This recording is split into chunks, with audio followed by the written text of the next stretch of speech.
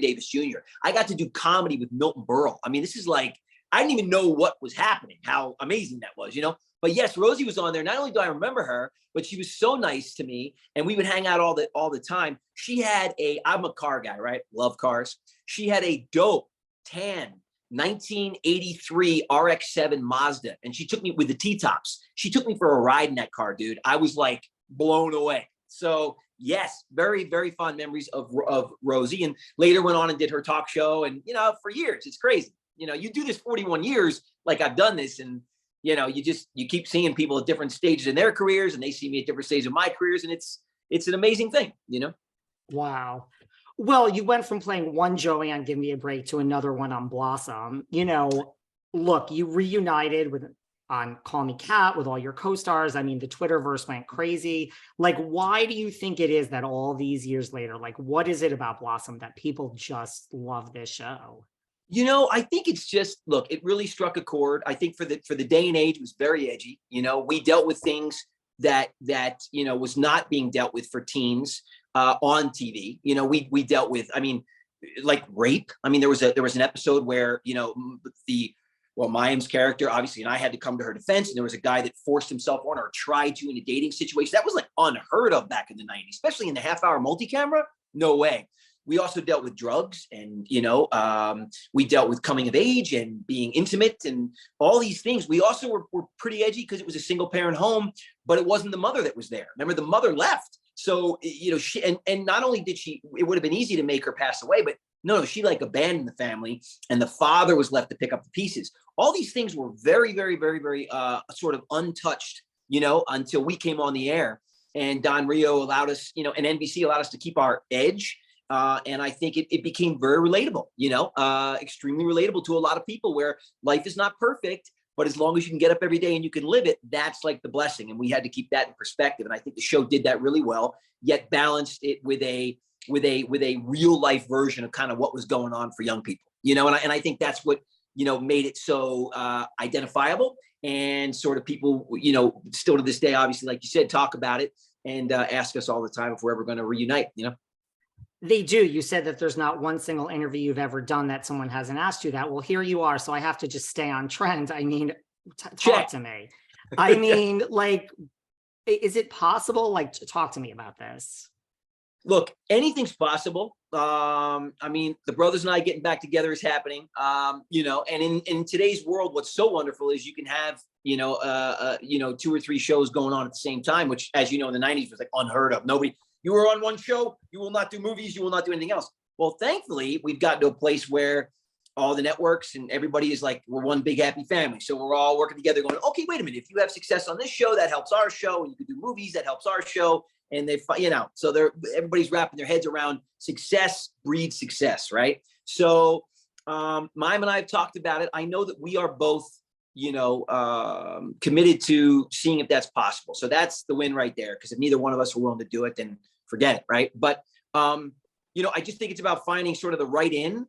I know Mime has her ideas about that, and so do I. And so we're just trying to see if that all makes sense. I think it would be fantastic to revisit these characters at this point in their lives. I think there's a lot of funny stories to be told there.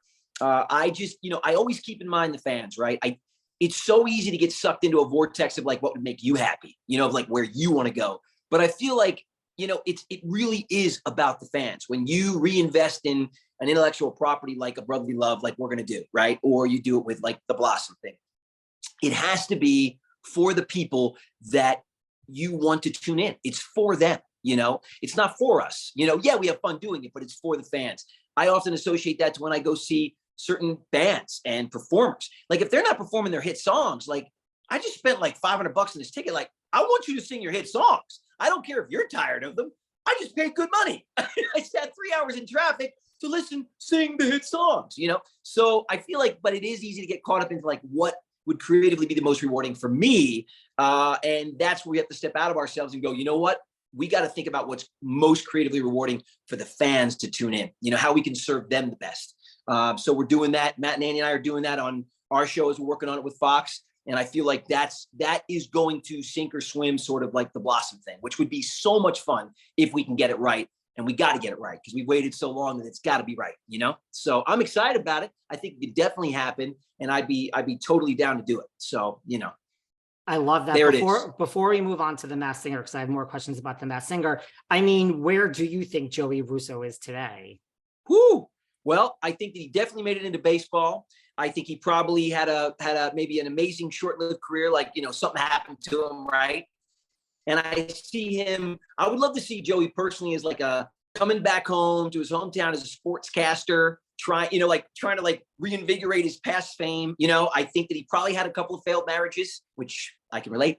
And as he went through his playmate sort of Rolodex as Joey Russo would, right? Because he couldn't help himself.